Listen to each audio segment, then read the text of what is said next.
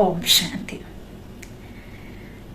जब हम कभी किसी भी साधन के द्वारा किसी दूसरे स्थान पर जाने के लिए सफर करते हैं और जब हम सफर करते हैं तो आप जिस भी साधन से सफर करते हैं उस साधन को आप ध्यान नहीं रखते हैं, लेकिन जिस जगह आपको जाना होता है उस जगह भले ही आप कभी ना गए हो, लेकिन फिर भी आप कल्पना जरूर करते हैं कि वो जगह ऐसी होगी वैसी होगी, या जिस किसी व्यक्ति के पास आपको जाना होता है तो उस व्यक्ति को आप नहीं मिले होते हैं, फिर भी आप उसे देखना शुरू कर देते हैं, उसके बारे में सोचना शुरू कर देते हैं, उसके पास अपने मन बुद्धि से चले जाते हैं और आप कल्पना करना शुरू कर देते हैं कि उसका नेचर ऐसा होगा वैसा होगा, उससे मिलेंगे तो हम ये बात करेंगे वो बात करेंगे।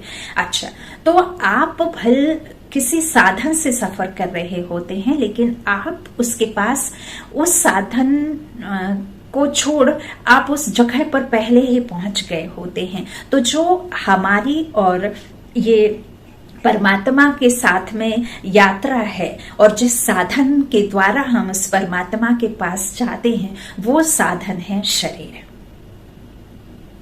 इस शरीर रूपी गाड़ी में हम बैठ करके ही उस परमात्मा के पास जा सकते हैं।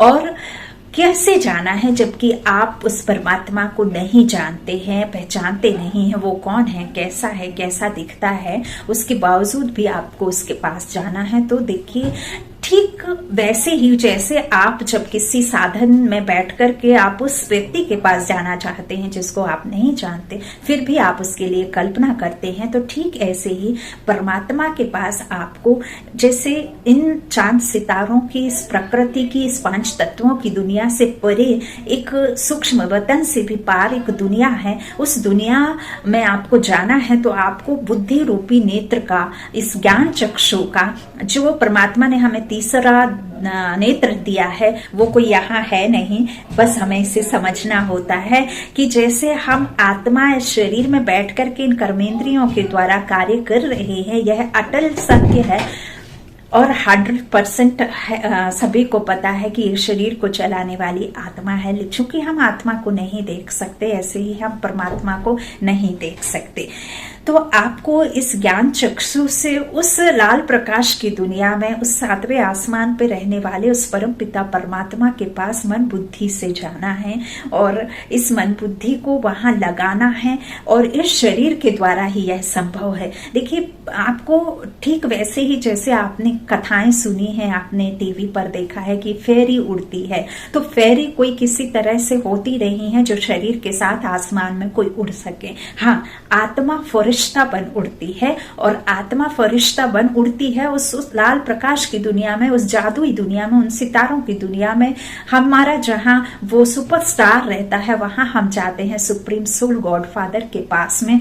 तो हमें इस शरीर में रहते हुए उस आत्मा रूपी फेरी को, उस सातवें आसमान में, उस लाल प्रकाश की दुनिया में, उस संसार में हमें उड़ना है, उस संसार में हमें जाकर के इस शरीर में रहते हुए बैठना है। हमें इस मन बुद्धि के नेत्र में मतलब इस मन बुद्धि के द्वारा उस परमात्मा के पास में लेकर के बुद्धि को जाना है, और वो दुनिया सितारों की दुनिया है।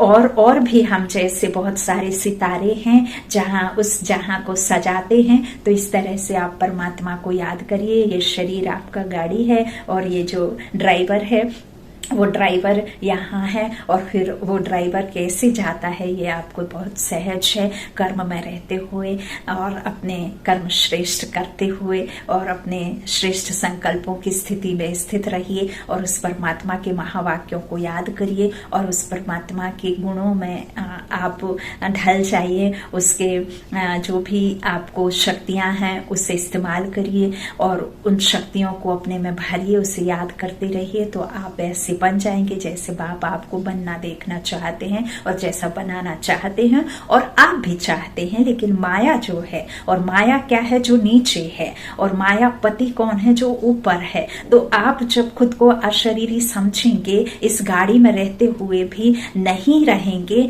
आप आपका मन वहां लगा रहेगा, तब कहीं जाकर के आप उस तक पहुंच पाएंगे। तो आप इस दुनिया में ना तैरें, आप उस दुनिया में जाएं और उस दुनिया के मालिक को याद करते रहेंगे, तो आपको सहज जो परमात्मा विधि बताते हैं कि कैसे आपको मुझे याद करना है, तो आप याद कर पाएंगे।